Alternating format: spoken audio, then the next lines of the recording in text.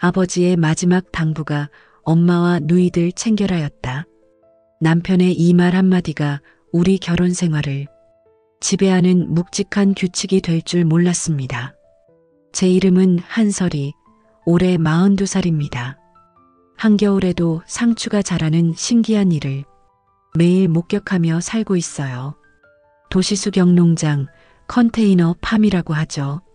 서울 외곽 물류단지의 유리온실 같은 컨테이너 2동을 놓고 운영하고 있어요. 처음 보는 사람들은 신기해해요. 겨울인데도 이렇게 파릇파릇한 채소가 자라다니 정말 신선하게 보이네요. 저도 처음에는 신기했어요. 인공 조명과 영양수만으로도 이렇게 건강한 채소가 자라다니 하루 일과는 비교적 단순해요. 오전에는 수확과 세척 작업을 하고 오후에는 동네 식당과 가정에 배달해요. 구독 샐러드라는 형태로 운영하고 있거든요. 미리 구독을 신청하신 분들께 신선한 샐러드를 정기 배송하는 거예요. 오늘은 어떤 채소가 들어갔나요? 이 상추는 언제 수확한 건가요? 고객분들이 이렇게 물어보실 때마다 정말 뿌듯해요. 직접 키우고 수확한 채소를 사람들이 맛있게 드시는 모습을 보면 이 일을 선택하길 정말 잘했다는 생각이 들어요. 이 일을 시작하게 된 계기는 어릴 적 엄마의 가르침 때문이에요. 엄마는 동네에서 세탁소를 운영하셨거든요. 작은 세탁소였지만 손님들이 많았어요. 엄마는 항상 꼼꼼하게 일하셨거든요. 빨래 한 장 한 장을 정성스럽게 다루셨어요. 설이야, 빨래는 물 온도와 시간이야. 엄마가 자주 하시던 말씀이었어요. 너무 뜨거우면 옷이 상하고 너무 차가우면 때가 빠지지 않고 시간을 너무 오래 두면 옷이 상하고 너무 짧게 하면 깨끗해지지 않는다고요. 그리고 사는 것도 결국 루틴이다. 이것도 엄마가 늘 하시던 말씀이었어요.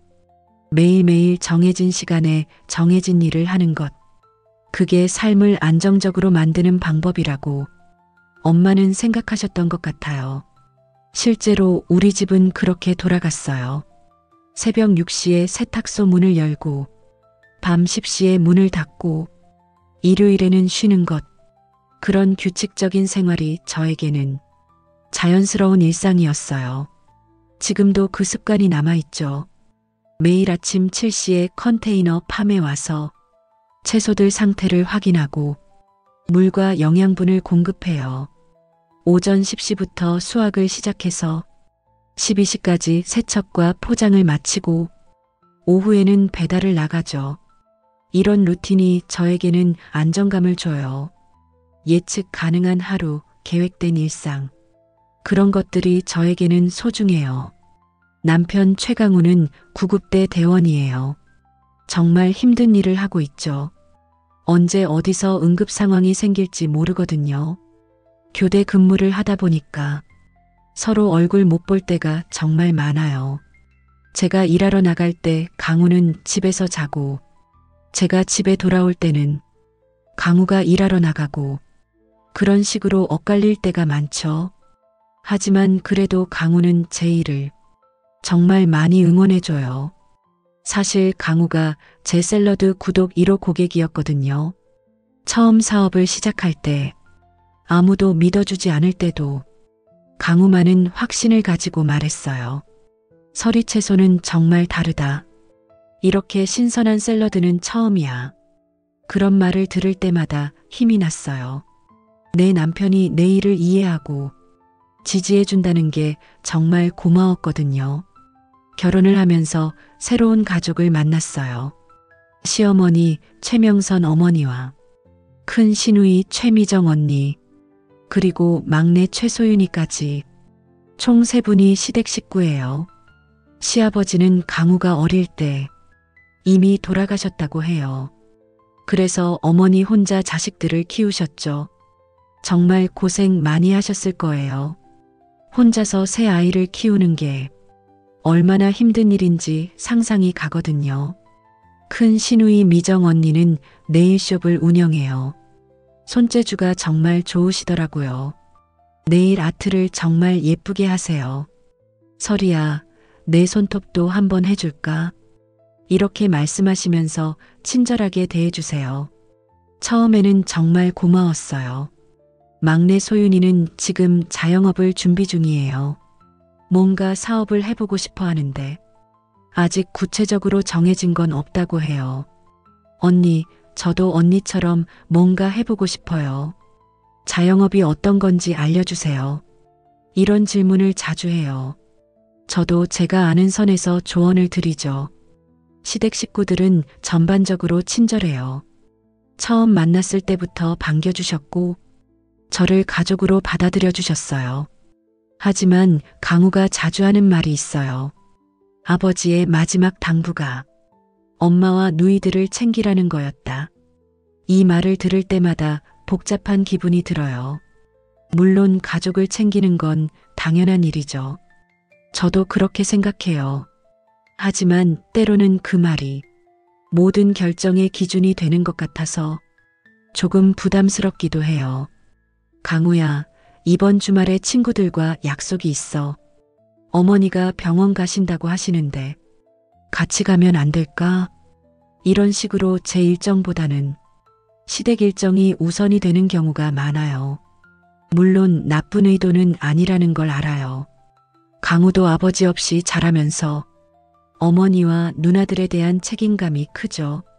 하지만 그 책임감이 때로는 우리 부부의 시간을 침범하는 것 같아서 조금씩 스트레스가 쌓여가고 있어요. 겨울이 되면서 농장 일이 조금 달라졌어요.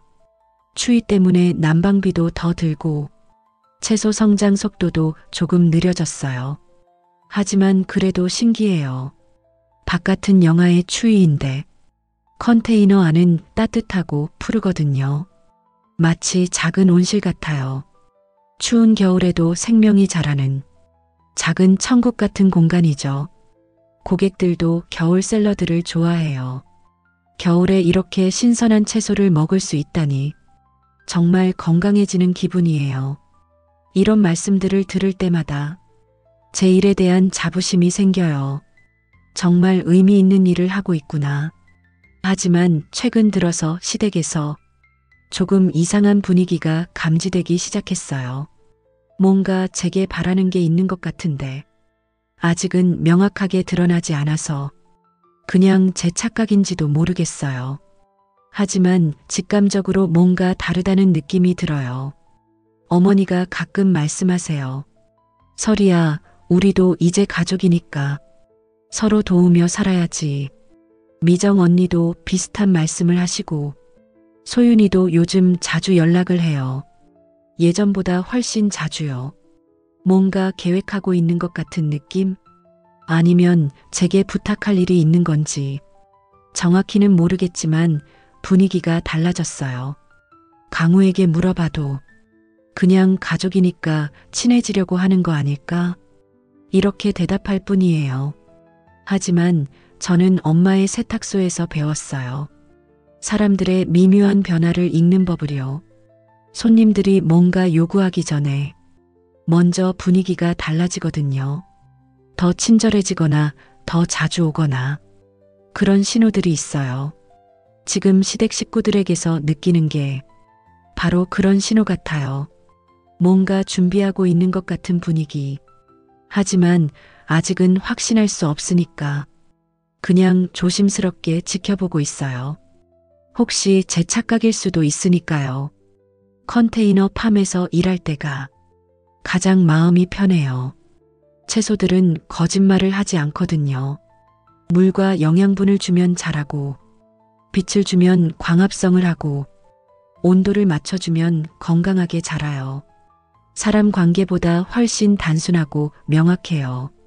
조건을 맞춰주면 기대한 결과가 나오고, 그렇지 않으면 문제가 생기죠. 때로는 사람도 이렇게 단순했으면 좋겠어요. 진심을 다하면 진심으로 응답하고 거짓이 없는 투명한 관계를 유지할 수 있으면. 하지만 현실은 그렇지 않죠. 특히 가족 관계는 더욱 복잡해요. 사랑과 의무, 기대와 부담이 뒤섞여 있어서 때로는 어떤 게 진짜인지 헷갈릴 때가 있어요. 진심인지 계산인지 모를 때가 있어서요. 그래도 저는 엄마에게 배운 대로 살아가려고 해요.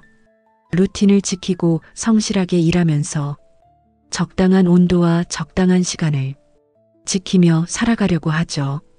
그게 제가 아는 최선의 방법이니까요. 오늘도 컨테이너 안에서는 파릇파릇한 생명들이 자라고 있어요. 겨울 추위에도 굴복하지 않고 꿋꿋하게 자신의 역할을 하고 있죠. 저도 그런 채소들처럼 묵묵히 제 일을 해나가고 있어요. 하지만 마음 한편으로는 알고 있어요. 곧 뭔가가 시작될 거라는 걸, 시댁에서 저에게 무엇인가를 요구할 거라는 걸, 그때가 되면 저는 어떤 선택을 하게 될까요? 엄마가 가르쳐준 원칙을 지킬 수 있을까요? 아니면 가족이라는 이름 앞에서 굴복하게 될까요? 아직은 모르겠어요. 하지만 한 가지는 확실해요. 저는 제 온실을 지키고 싶어요. 겨울에도 푸르게 자라는 이 작은 공간을, 그리고 이곳에서 배운 소중한 가치들을 끝까지 지켜내고 싶어요. 가족끼리 증빙이 무슨 필요냐? 이 말을 들은 순간 제 마음속 경고등이 빨갛게 켜지기 시작했습니다. 처음에는 정말 다정했어요. 시댁 식구들이 제 일에 관심을 보이기 시작한 건 몇 달 전부터였죠. 명선 어머니가 컨테이너 팜에 오셔서 제 농장을 둘러보시더라고요. 겨울인데도 초록이 살아 움직이네. 이렇게 말씀하시면서 정말 신기해 하셨어요. 설이야, 이런 걸 어떻게 생각해냈니? 요즘 젊은 사람들은 정말 다르구나. 그런 관심과 칭찬이 처음에는 정말 고마웠어요. 시어머니가 제 일을 인정해 주신다는 게 며느리로서 뿌듯한 일이었거든요. 미정 언니도 마찬가지였어요. 어느 날 갑자기 농장에 간식을 들고 오셨어요. 설이야, 직원들 간식이야. 그리고 내일 케어도 해줄게. 농사일 하느라 손이 거칠어졌잖아. 정말 친절하시더라고요. 직원들도 좋아했어요. 사장님, 시누이분 정말 친절하시네요. 손톱도 예쁘게 해주시고. 이런 말들을 들으면서 저도 기뻤죠. 시댁과의 관계가 더 가까워지는 것 같았어요. 소윤이도 자주 농장에 들렀어요. 언니, 일하는 모습 보고 배우고 싶어요. 저도 나중에 이런 사업 해보고 싶거든요. 이렇게 말하면서 진심으로 관심을 보이는 것 같았어요. 가끔은 작은 일들을 도와주기도 했고요. 하지만 몇 주가 지나면서 뭔가 분위기가 달라지기 시작했어요. 처음에는 미묘한 변화였어요.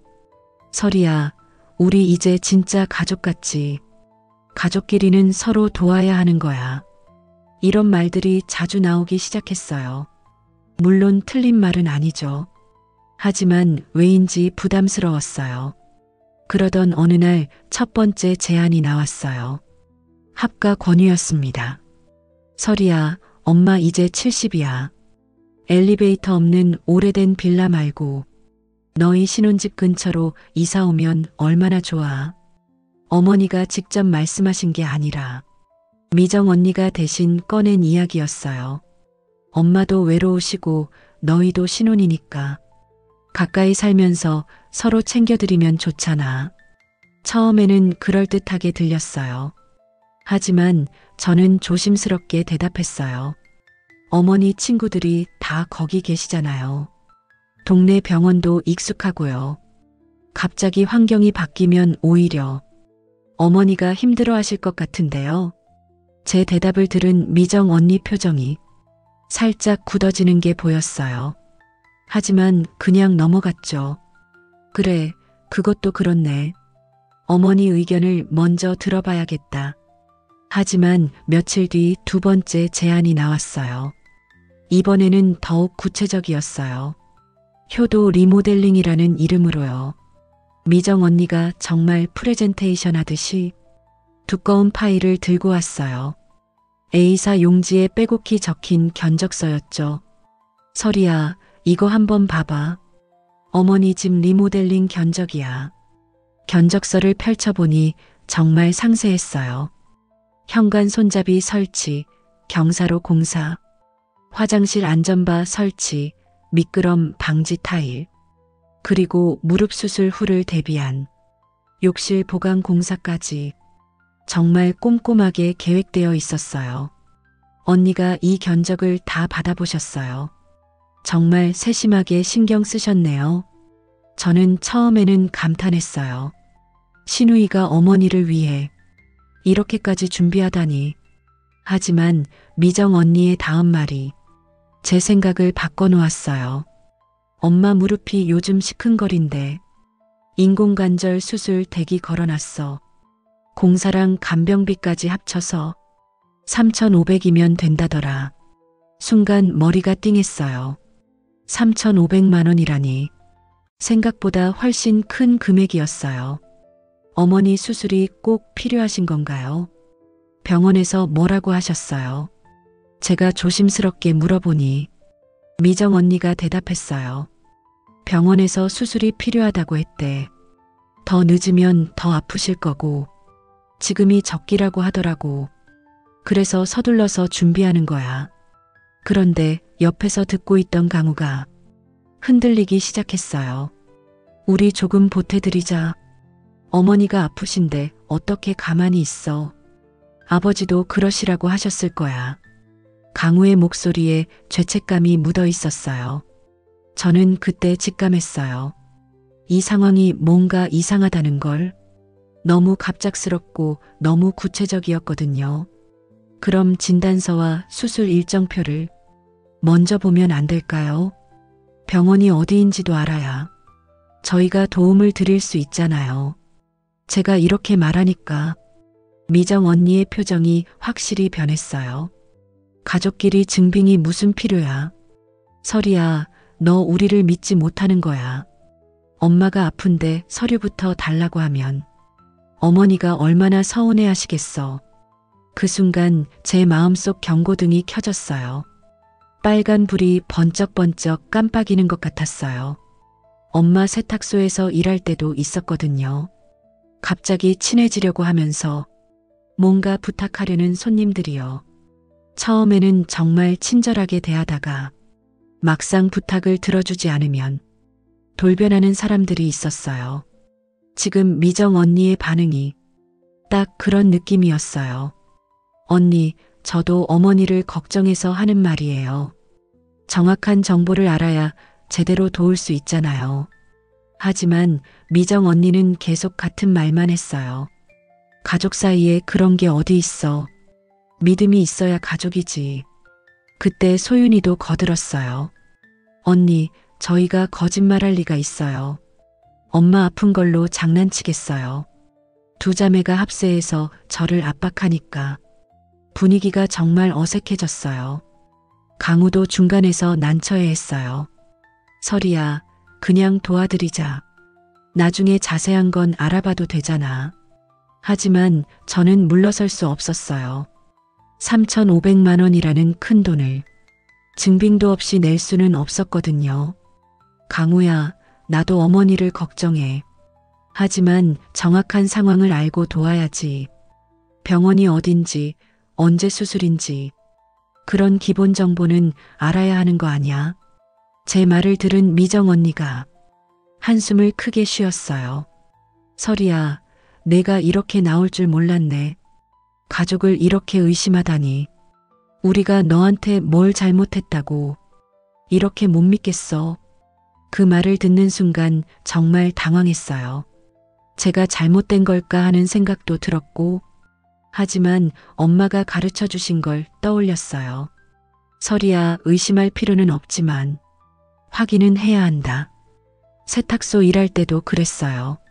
손님이 맡긴 옷의 상태를 처음에 꼼꼼히 체크해두지 않으면 나중에 문제가 생겼을 때 누구 잘못인지 알 수 없었거든요. 언니들, 제가 의심하는 게 아니에요. 정확히 알고 도움을 드리고 싶은 거예요. 병원 정보랑 수술 일정만 알려주시면 저희가 최대한 도울게요. 하지만 미정 언니는 끝내 대답하지 않았어요. 나중에 얘기하자. 어머니랑 상의해보고. 그렇게 그날은 어정쩡하게 끝났어요. 하지만 저는 확신했어요. 뭔가 숨기고 있는 게 있다는 걸. 진짜 어머니가 수술이 필요하시다면 왜 병원 정보를 알려주지 못할까요? 왜 진단서를 보여주지 못할까요? 그리고 3,500만 원이라는 금액도 너무 구체적이었어요. 마치 미리 계산해 둔 것 같았거든요. 집에 돌아와서 강우와 대화했어요. 강우야, 뭔가 이상하지 않아.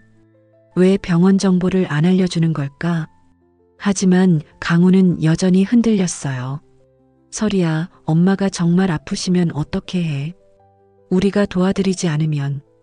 아버지가 그러시라고 했는데. 그 말을 들으면서 저는 깨달았어요. 강우의 약점을 시댁에서 잘 안다는 걸. 아버지의 유언을 들먹이면 강우는 절대 거부할 수 없다는 걸 그들이 정확히 알고 있었어요. 강우야, 아버지 유언을 지키는 것과 무턱대고 돈을 주는 건 다른 일이야. 정말 어머니를 도우려면 정확한 상황부터 파악해야 해. 강우도 제 말에 조금씩 고개를 끄덕였어요. 그래, 내 말이 맞아. 정확히 알고 도와야겠다. 하지만 저는 걱정이 되었어요. 시댁에서 다른 방법을 찾을 수도 있으니까. 더 교묘한 방법으로 접근할 수도 있고, 그리고 제가 의심 많은 며느리로 찍힐 수도 있었죠. 가족을 못 믿는 사람으로요. 하지만 저는 엄마의 가르침을 따르기로 했어요. 확인할 수 있는 건 확인하고, 증빙할 수 있는 건 증빙받고, 그게 서로를 위한 일이라고 생각했어요. 진실을 밝혀내는 게 결국 가족 모두에게 좋은 일이니까. 며칠 뒤부터 시댁 식구들의 연락이 확실히 줄어들었어요. 예전처럼 자주 농장에 오지도 않고, 제가 거부하니까 삐진 것 같았어요. 그런 반응을 보니까 더 확신이 들었죠.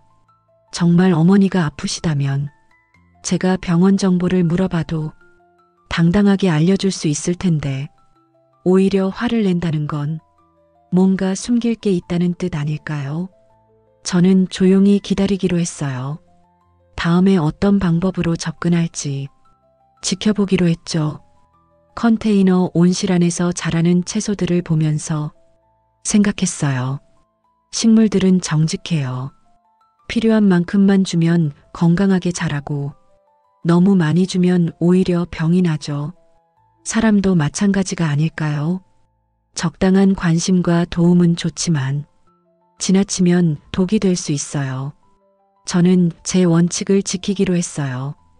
증빙 가능한 일에만 도움을 주고 의심스러운 일에는 선을 긋기로요. 그게 진정한 가족을 위하는 길이라고 믿었으니까요. 입원 기록 없어. 예약도. 남편이 병원에서 확인하고 온 이 말이 모든 의혹을 확신으로 바꿔놓았습니다. 그의 겨울이 깊어지면서 시댁의 움직임이 더욱 적극적이 되었어요. 이번에는 막내 소윤이가 나섰어요. 언니, 제가 언니팜 홍보 영상 찍어드릴게요. 소윤이가 갑자기 저에게 연락을 했어요. 요즘 SNS 마케팅이 정말 중요하잖아요. 처음에는 고마운 제안이라고 생각했어요. 소윤이가 정말 저를 도우려고 하는구나. 사업 준비 중이니까 경험도 쌓고 싶겠지. 그런데 언니, 엄마 간병비가 급해서요. 선입금을 좀 받을 수 있을까요? 역시나였어요. 공짜 도움은 없다는 걸 다시 한번 깨달았죠. 뭔가 조건이 붙어 있는 제안이었어요. 홍보 영상은 얼마나 받으실 생각이에요? 그리고 간병비는 얼마나 필요하세요? 제가 구체적으로 물어보니 소윤이가 조금 머뭇거렸어요. 영상은 200만 원 정도 생각하고 있어요. 그런데 간병비가 급해서 미리 받으면 안 될까요? 200만 원이라는 금액도 놀라웠지만 더 놀라운 건 선입금을 요구한다는 거였어요. 일도 시작하기 전에 돈부터 달라니. 소윤아, 그럼 계약서부터 써야지. 그리고 엄마 간병비라고 했는데 진단서랑 입원 확인서 같은 걸 받으면 제대로 도와드릴 수 있을 것 같아. 제가 이렇게 말하니 소윤이의 목소리가 갑자기 시무룩해졌어요. 언니, 가족끼리 그렇게까지 해야 해요. 저희가 거짓말할 리가 있겠어요. 또 같은 패턴이었어요. 가족이라는 이름으로 압박하고 감정에 호소하려고 하는 거였죠. 소윤아, 나도 정확히 알고 도와주고 싶어서 그래. 차용증 쓰고 증빙 서류 받으면 필요한 만큼 보태드릴게. 그게 서로를 위한 일이야. 하지만 소윤이는 제 제안을 거부했어요. 언니가 그렇게 나오시면 다른 방법을 생각해 봐야겠어요. 전화를 끊은 후 저는 확신했어요.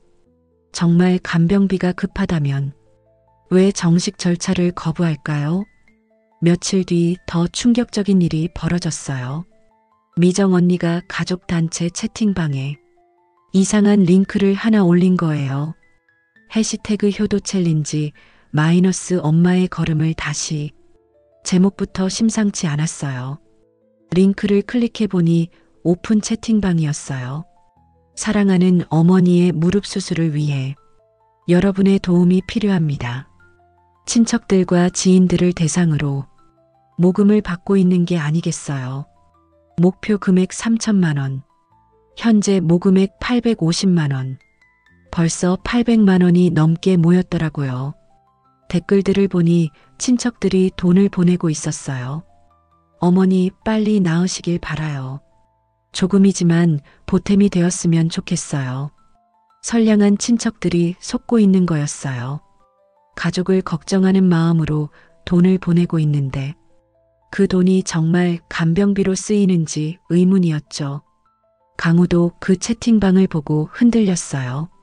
설이야, 우리도 뭔가 해야 하는 거 아니야? 다른 친척들은 다 돕고 있는데 아버지가 보시면 뭐라고 하실까? 강우는 죄책감에 지갑을 열려고 했어요. 바로 그때였어요. 강우 휴대폰에 구급대 출동 알림이 왔어요. 응급실로 출동하라는 지시였죠. 여보, 출동해야 해. 병원 응급실이야. 그 병원 이름을 듣는 순간 저는 깜짝 놀랐어요. 시어머니가 다닌다던 바로 그 병원이었거든요. 강우야, 혹시 그 병원이 어머니가 다니신다던 그 병원 맞아? 강우도 같은 생각을 한 것 같았어요. 맞아, 그 병원이야. 이상한 우연이네. 강우가 출동을 마치고 돌아왔을 때 표정이 심각했어요. 설이야, 이상한 일이 있어. 뭔데? 무슨 일이야? 저는 가슴이 두근거렸어요.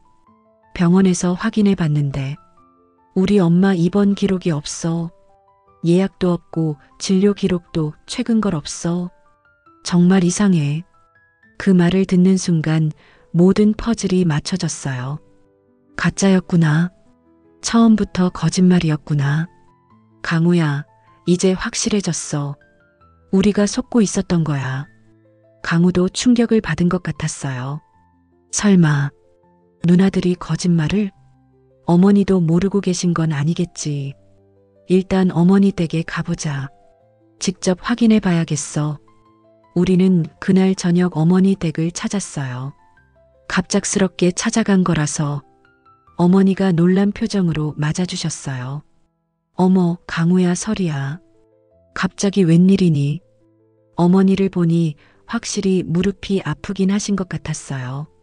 걸음걸이가 불편해 보였고 가끔 아파하시는 기색도 있었어요. 하지만 거실을 보고 깜짝 놀랐어요. 막 도착한 것 같은 박스들이 쌓여 있었거든요. 포장지도 뜯지 않은 새 박스들이요. 스티커를 보니 더 놀라웠어요. 리빙룸 리폼 세트, LED 파티션, 뷰티 라이트. 이게 무슨 간병용품인가요? 완전히 다른 용도의 물건들이잖아요. 어머니, 이 박스들은 뭐예요? 제가 조심스럽게 물어보니 어머니가 약간 당황하시는 것 같았어요. 아, 그게 미정이가 사준 거야.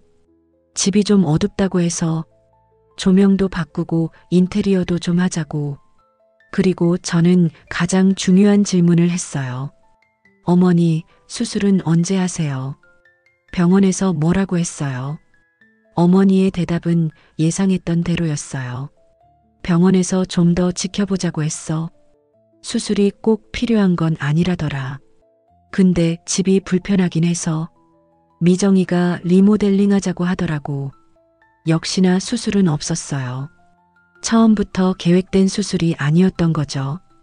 그냥 집을 꾸미고 싶어서 한 일이었어요. 집으로 돌아오는 길에 강우가 말했어요. 이제 확실해졌네. 누나들이 거짓말한 거야. 어머니도 정확히 모르시는 것 같고 누나들이 어머니를 이용한 거야. 그날 밤 더 충격적인 일이 벌어졌어요. 오픈 채팅방에 누군가가 사용 내역 캡처를 올린 거예요. 아마 친척 중 누군가가 의심을 품고 확인해 본 것 같았어요.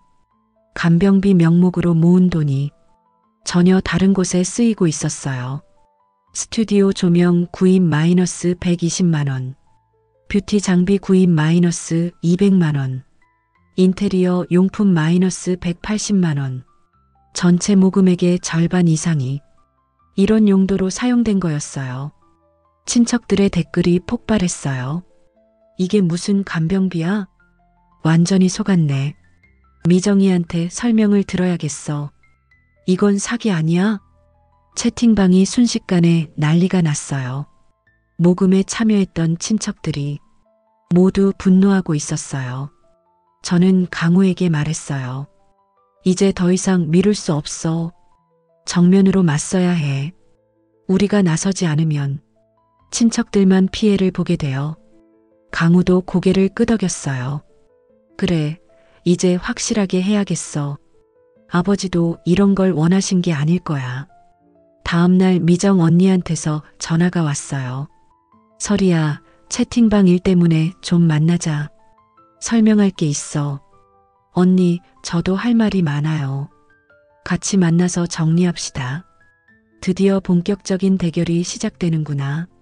저는 마음을 단단히 먹었어요. 진실을 밝혀내고 피해를 막아야 했어요. 더 이상 속을 수는 없었거든요. 컨테이너 온실에서 자라는 채소들처럼 건강한 환경에서만 제대로 자랄 수 있어요. 거짓과 속임수가 있는 곳에서는 아무것도 제대로 자랄 수 없죠. 가족도 마찬가지였어요.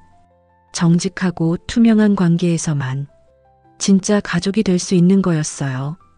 저는 경계선을 분명히 그었어요. 더 이상 물러설 곳은 없었어요.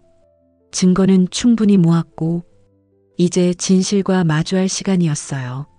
엄마가 세탁소에서 가르쳐 주신 대로 확인할 수 있는 건 확인하고 증명할 수 있는 건 증명해야 했어요. 그게 서로를 지키는 일이니까요. 그게 진짜 가족을 만드는 길이니까요. 내일의 대결을 준비하면서 저는 다시 한번 다짐했어요. 경계는 사랑의 다른 이름이라고, 때로는 단호해야 진짜 도움이 되는 거라고, 뜨거운 물에 빨래를 넣으면 옷이 상하듯이 무분별한 도움도 결국 독이 될 수 있어요. 적당한 온도와 적당한 시간, 그리고 정확한 방법으로 해야 모든 게 깨끗해지는 법이죠. 미정아, 그만하자. 내가 잘못했다. 시어머니의 이 한마디가 모든 상황을 완전히 뒤바꿔 놓았습니다. 드디어 대결의 날이 왔어요. 미정 언니와 소윤이를 컨테이너 팜 사무실로 불러서 직접 대면하기로 했어요. 언니들, 이제 정리할 때가 된 것 같아요. 모든 걸 솔직하게 얘기합시다. 제가 이렇게 말하니 두 사람 모두 처음에는 어색한 표정을 지었어요. 하지만 곧 미정 언니가 목소리를 높였어요. 설이야, 우리가 뭘 잘못했다고 그래. 우리는 엄마를 위해서 한 거야. 엄마가 더 늦기 전에 예쁜 사진도 남기고 집도 편하게 만들어 드리려고 한 거라고. 소윤이도 거들었어요. 맞아요, 언니. 우리가 나쁜 마음 먹고 한 게 아니에요. 엄마가 좋아하실 거라고 생각해서 한 일인데 왜 이렇게 문제 삼아요? 하지만 저는 물러설 수 없었어요. 증거가 너무나 명확했거든요. 그럼 모금 목적에 맞게 써야죠. 간병비라고 해놓고 왜 뷰티 장비를 샀어요? 수술도 안 잡아놓고 왜 간병비가 급하다고 했나요? 제가 이렇게 따져 묻자 미정 언니가 당황하기 시작했어요. 그건 엄마 기분 전환도 시켜드리고 집도 예쁘게 꾸며드리려고, 그리고 나중에 수술하게 되면 미리 준비해둔다고 생각했어. 말이 안 되는 변명이었어요. 간병비 명목으로 모금을 받아서 전혀 다른 용도로 쓴 건 변명할 여지가 없었죠. 언니, 그럼 처음부터 그렇게 말씀하셨어야죠. 인테리어 비용 모금한다고요. 간병비라고 속이면서 돈을 받는 건 사기예요. 제 말에 소윤이가 울먹이기 시작했어요. 언니, 우리가 정말 사기를 치려고 한 건 아니에요. 그냥 돈이 필요했어요. 엄마도 집이 불편하시다고 하셨고, 논쟁이 길어지자 강우가 입을 열었어요. 평소와 다른 조용하지만 단단한 톤이었어요. 누나들, 나는 아버지 당부 지키고 싶었어. 엄마와 누나들을 챙기고 싶었어. 근데 그게 거짓말을 눈 감으라는 뜻은 아니었던 것 같아. 강우의 말에 두 자매 모두 당황했어요. 평소 순한 강우가 이렇게 단호하게 말하는 걸 처음 봤거든요. 강우야, 너까지 왜 그래? 우리가 내 누나들인데. 미정 언니가 서운하다는 표정으로 말했지만 강우는 흔들리지 않았어요. 누나, 가족이니까 더 정직해야 해. 아버지가 그러시라고 했을 거야. 그 순간 저는 강우가 정말 자랑스러웠어요. 가족의 압박에 굴복하지 않고 옳은 일을 선택한 거였으니까요. 이제 정리할 시간이에요. 저는 미리 준비해둔 서류들을 꺼냈어요. 모금자 명단, 입금 계좌, 사용 내역. 모든 것을 깔끔하게 정리해둔 상태였어요. 이 자료들을 어머니 포함해서 3남매 모두에게 보내드릴게요. 자진해서 정산하고 반환 계획을 세우지 않으면 사기죄로 고발하겠습니다. 제가 이렇게 말하자 미정 언니 얼굴이 창백해졌어요. 설이야, 설마 진짜로 가족을 고발하겠다는 거야?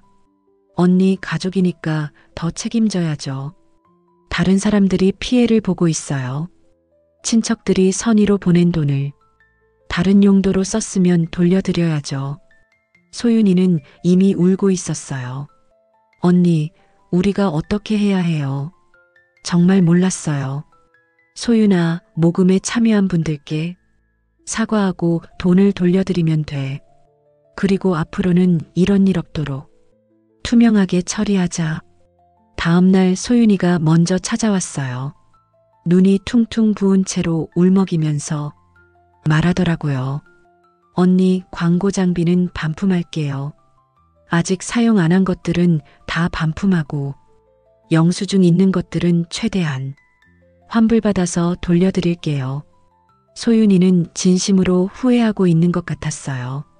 아마 언니한테 끌려서 한 일이었겠죠. 하지만 미정 언니는 달랐어요. 끝까지 버텼어요. 이 정도 일로 문제 삼을 일이야. 가족 사이에 이렇게까지 해야 하나. 다른 집들도 다 이런 식으로 하는데 우리만 유난 떠는 거 아니야. 미정 언니는 여전히 자신이 잘못했다고 생각하지 않았어요. 그런데 그때 예상치 못한 일이 벌어졌어요. 시어머니가 직접 저희 집에 오신 거예요. 평소에 잘 나다니지 않으시는 분이 직접 찾아오시니까 놀랐어요. 어머니, 갑자기 웬일이세요? 무릎이 아프신데 나오시면 어떻게 해요?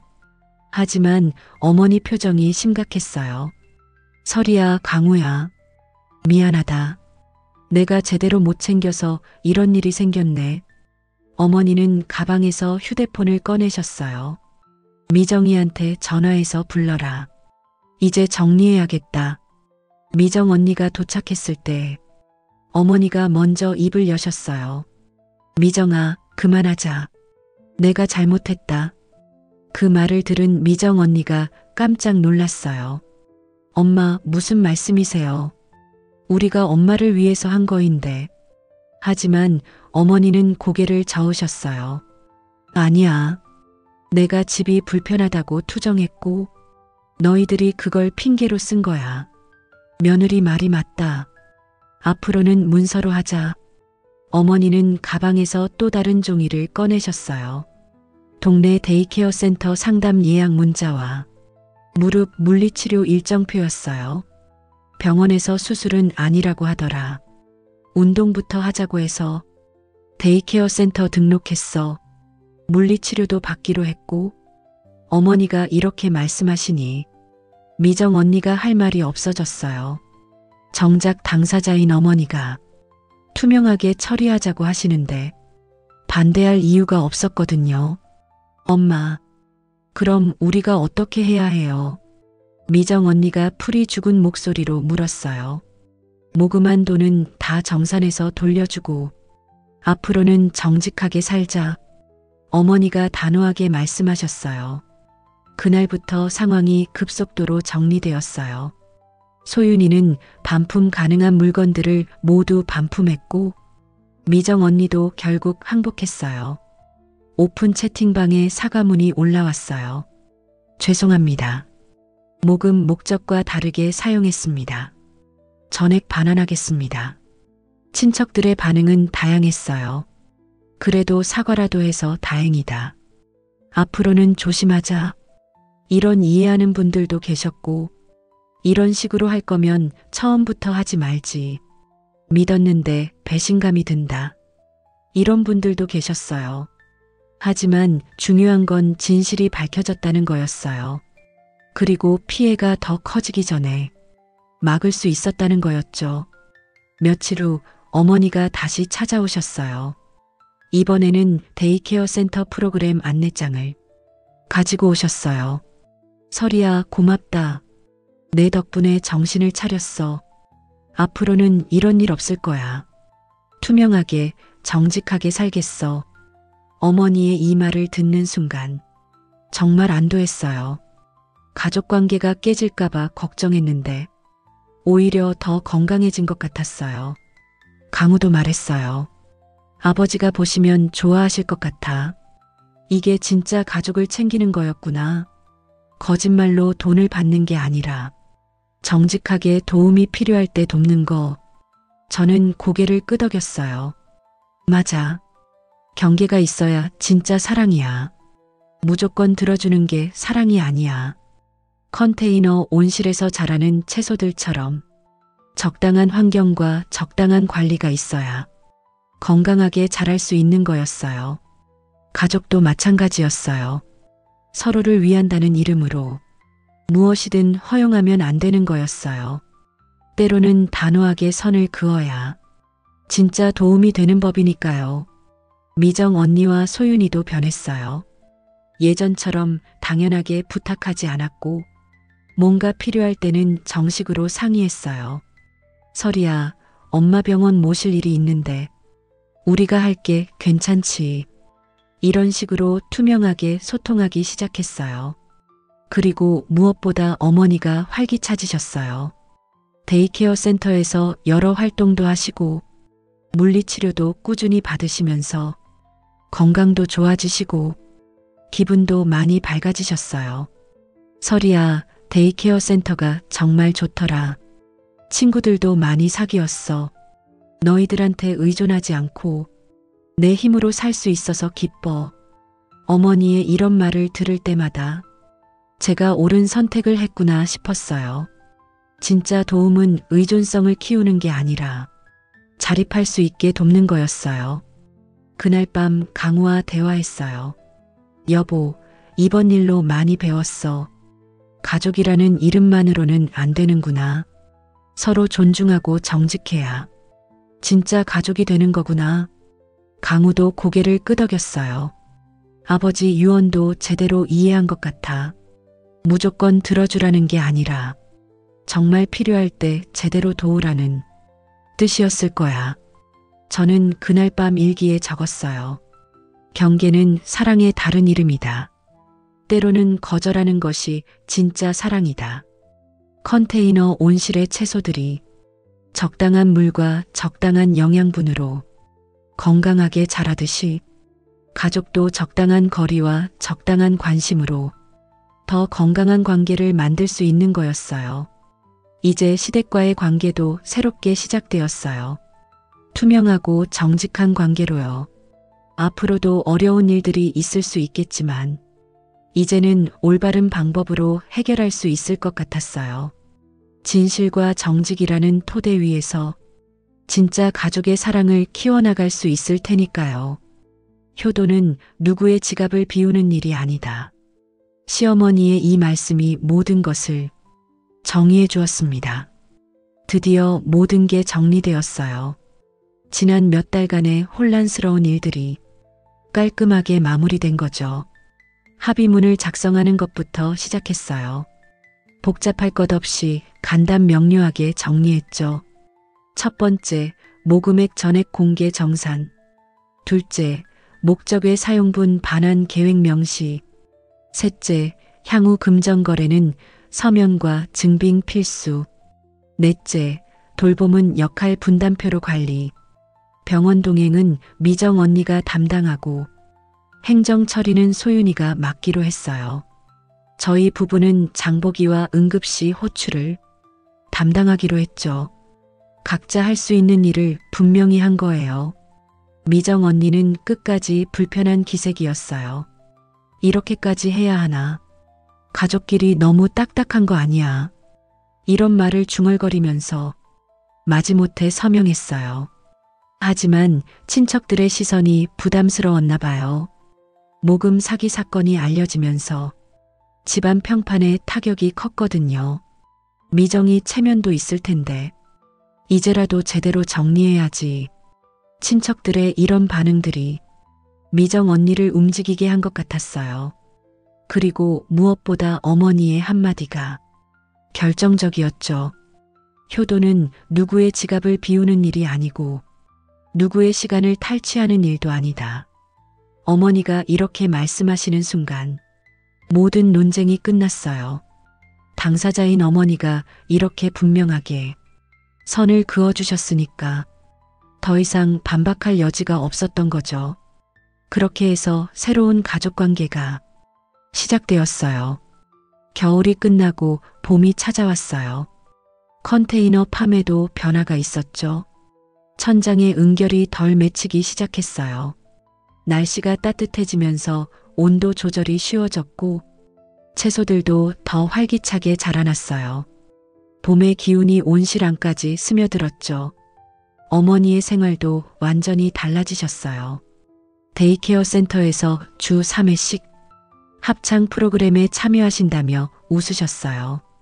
설이야, 데이케어가 정말 좋더라. 합창도 하고 친구들도 만나고 젊은 시절에 배운 노래들을 다시 부르니까 기분이 좋아. 어머니가 이렇게 활기차게 말씀하시는 모습을 보니까 정말 다행이라는 생각이 들었어요. 혼자 집에 계시면서 답답해 하셨는데 이제는 할 일도 있고 만날 사람도 있고 정말 건강해 보이셨거든요. 강우도 변했어요.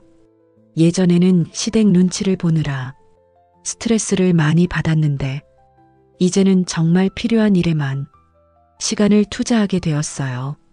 퇴근길에 종종 어머니 댁에 들러서 계단 손잡이를 직접 달아드렸어요. 어머니, 이렇게 하면 훨씬 안전하실 거예요. 손잡이 잡고 천천히 오르세요. 이런 식으로 정말 필요한 도움을 직접 손으로 해드리는 거였어요. 돈으로 해결하려고 하지 않고 자신의 시간과 노력으로 실질적인 도움을 드리는 거였죠. 소윤이도 많이 달라졌어요. 행정 처리를 맡게 되면서 정말 책임감 있게 일을 해냈어요. 어머니의 데이케어 센터 등록부터 시작해서 물리치료 예약, 병원 진료 예약까지 꼼꼼하게 관리해 드렸어요. 언니, 어머니 이번 주 물리치료 2번이에요. 다음 주에는 데이케어 프로그램이 바뀐대요. 이런 식으로 정확한 정보를 공유하면서 투명하게 소통하기 시작했어요. 미정 언니도 결국에는 받아들이셨어요. 어느 저녁에 갑자기 메시지가 왔어요. 정산 끝. 남은 금액은 데이케어 이용료로 이체했어. 차용증도 첨부. 짧은 메시지였지만 필요한 모든 내용이 담겨 있었어요. 정산 내역서와 함께 차용증까지 깔끔하게 첨부해서 보내주셨더라고요. 그 메시지를 받는 순간 정말 안도했어요. 미정 언니도 결국에는 옳은 일이 뭔지 알고 계셨구나 하는 생각이 들었거든요. 그날 밤 저는 농장 일지에 오늘의 수확량을 적었어요. 상추 15kg, 시금치 8kg, 케일 12kg. 이렇게 적고 나서 아래에 한 줄을 덧붙였어요. 우리가 지킨 건 채소의 신선도만이 아니다. 관계의 유통기한도 지켰다. 정말 그런 것 같았어요. 채소도 적절한 온도와 습도에서만 신선함을 유지할 수 있듯이 가족관계도 적절한 경계와 원칙이 있어야 건강하게 유지될 수 있는 거였어요. 그리고 저는 마음속에 새로운 규칙을 하나 더 세웠어요. 경계는 사랑의 다른 이름이다. 이 규칙을 잊지 않기로 했어요. 앞으로 누군가가 효도를 말할 때는 반드시 이것부터 확인하기로 했죠. 그 효도가 누구를 다치게 하지는 않는지를. 진짜 효도는 서로를 존중하면서 건강한 관계를 유지하는 거니까요. 며칠 후 어머니가 농장에 오셨어요. 데이케어 센터 친구들과 함께 견학을 온 거였어요. 어머, 여기가 서리가 하는 농장이구나. 정말 신기하네. 겨울에도 이렇게 푸르고 어머니가 자랑스러워 하시는 모습을 보니 정말 뿌듯했어요. 어머니, 이 상추 드셔보세요. 오늘 아침에 딴 거예요. 어머니가 상추를 드시더니 눈을 반짝이셨어요. 와, 정말 싱싱하다. 맛도 좋고. 설이야, 내가 이런 일을 하고 있었구나. 정말 멋진 일이네.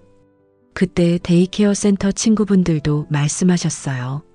명선 씨 며느리가 이런 훌륭한 일을 하시는구나. 정말 자랑스럽겠어요. 어머니가 환하게 웃으시면서 대답하셨어요. 우리 며느리가 정말 똑똑해요. 나보다 훨씬 현명하다니까. 그 순간 정말 감동받았어요. 어머니가 저를 인정해 주시고 있다는 걸 느낄 수 있었거든요. 그날 저녁 강우와 대화했어요. 여보, 이제 정말 가족 같은 느낌이야. 서로 존중하면서 도와주니까 더 좋은 것 같아. 강우도 고개를 끄덕였어요. 맞아. 예전에는 의무감 때문에 했는데 이제는 진심으로 돕고 싶어. 아버지도 이런 걸 바라셨을 거야. 무턱대고 돈을 주는 게 아니라 정말 필요한 도움을 제때 드리는 거. 그게 진짜 효도인 것 같아. 저도 동감했어요. 이번 일을 통해서 많이 배웠거든요. 가족이라는 이름으로 무엇이든 요구하고 무조건 들어주는 게 사랑이 아니라는 걸. 서로의 경계를 존중하면서 정말 필요할 때 진심으로 돕는 게 진짜 가족의 사랑이라는 걸 알았어요. 여름이 되었어요. 컨테이너 농장은 1년 중 가장 바쁜 시기였어요. 채소들이 무럭무럭 자라났거든요. 어머니는 데이케어 센터 생활에 완전히 적응하셨어요. 합창단에서 지휘까지 맡으시게 되었대요. 설이야, 내가 지휘자가 됐어. 젊은 시절에 배운 게 도움이 되더라고. 친구들이 내 지휘를 좋아해줘서 정말 보람있어. 어머니가 이렇게 활기차게 지내시는 걸 보니 정말 다행이라는 생각이 들었어요. 예전에 집에서 혼자 계실 때보다 훨씬 건강해지셨고 밝아지셨거든요. 미정 언니와 소윤이도 각자의 역할을 잘 해내고 있었어요. 미정 언니는 어머니 병원 동행을 맡아서 정기검진이나 물리치료 때마다 함께 가드렸고, 소윤이는 각종 행정 업무를 처리하면서 어머니가 불편하지 않도록 도와드렸어요. 저희 부부는 일주일에 한 번씩 장을 봐드리고 응급 상황이 생기면 언제든 달려가기로 했죠. 이렇게 역할을 분담하니까 누구 한 사람에게만 부담이 가지 않았어요. 그리고 모든 게 투명하게 처리되니까 서로 의심하거나 오해할 일도 없었죠. 가을이 오면서 저는 새로운 프로젝트를 시작했어요. 투명한 가족 경영이라는 주제로 농장 운영 노하우를 블로그에 올리기 시작한 거예요. 농사일 뿐만 아니라 가족 관계에서도 투명성이 얼마나 중요한지 제 경험을 바탕으로 글을 썼어요. 경계는 사랑의 다른 이름, 진짜 도움과 가짜 도움 구별하기, 가족 간 금전 거래의 올바른 방법, 이런 주제들로 글을 쓰니까 많은 분들이 공감해 주셨어요. 댓글에서 비슷한 경험을 나누시는 분들도 많았고 조언을 구하시는 분들도 계셨어요. 저도 시댁에서 비슷한 일을 당했어요. 어떻게 대처해야 할까요? 이런 질문들을 받을 때마다 제가 배운 걸 나누어 드렸어요. 증빙 서류를 요청하세요. 감정에 휘둘리지 말고 원칙을 지키세요. 진짜 필요한 도움인지 확인해 보세요. 그런 조언들이 다른 분들에게도 도움이 되고 있다는 걸 알 수 있었어요. 겨울이 다시 왔어요. 1년 전과는 완전히 다른 겨울이었죠. 작년 이맘때는 시댁 때문에 스트레스 받고 의심과 불신으로 가득했는데 이제는 평온하고 따뜻한 겨울이었어요.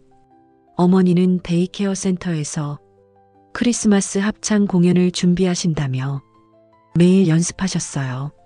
설이야, 우리 공연 보러 와. 내가 지휘하는 거 구경해. 어머니가 이렇게 자랑스럽게 말씀하실 때마다 정말 감사한 마음이 들었어요. 강우도 말했어요. 정말 다행이야. 작년에 내가 단호하게 해서 그때 그냥 넘어갔으면 어떻게 됐을까. 계속 돈만 달라고 했을 거고 어머니도 계속 집에만 계셨을 거야. 정말 그랬을 것 같았어요. 제가 경계를 그어주지 않았다면 상황이 더 나빠졌을 수도 있었죠. 크리스마스 공연 날이 왔어요. 가족들이 모두 모여서 어머니 공연을 보러 갔어요. 어머니가 지휘봉을 들고 합창단을 지휘하시는 모습이 정말 당당하고 아름다웠어요. 고요한 밤, 거룩한 밤, 어머니의 지휘에 맞춰 아름다운 화음이 울려 퍼졌어요. 공연이 끝나고 어머니가 오셨어요. 어땠어? 내 지휘 어땠어? 정말 멋있으셨어요, 어머니. 프로 지휘자 같았어요. 어머니가 환하게 웃으시면서 말씀하셨어요. 설이야, 고맙다. 내 덕분에 이런 기회를 갖게 됐어. 집에만 있었으면 이런 걸 할 수 있었을까? 정말 감사해. 그 순간 저는 확신했어요. 제가 옳은 선택을 했다는 걸. 경계를 지키는 것이 때로는 어렵고 미움을 받을 수도 있지만 결국에는 모두를 위한 일이라는 걸 새삼 깨달았어요. 집에 돌아와서 농장 일지를 적었어요. 겨울이 끝나고 새로운 봄이 시작되었다. 우리가 지킨 것은 신선도와 투명성이다. 그리고 무엇보다 진짜 사랑이다. 이제 저에게는 확실한 원칙이 생겼어요. 누군가 효도나 가족의 이름으로 무언가를 요구할 때 반드시 이것부터 확인하겠어요. 그 요구가 정말 상대방을 위한 것인지를, 그 도움이 정말 필요한 것인지를, 그리고 그 과정에서 누군가 다치지는 않는지를. 경계는 사랑의 다른 이름이라는 것. 이 교훈을 평생 잊지 않을 거예요. 컨테이너 온실에서 자라는 채소들처럼 적절한 환경과 올바른 관리로 건강한 관계를 유지해 나가겠습니다.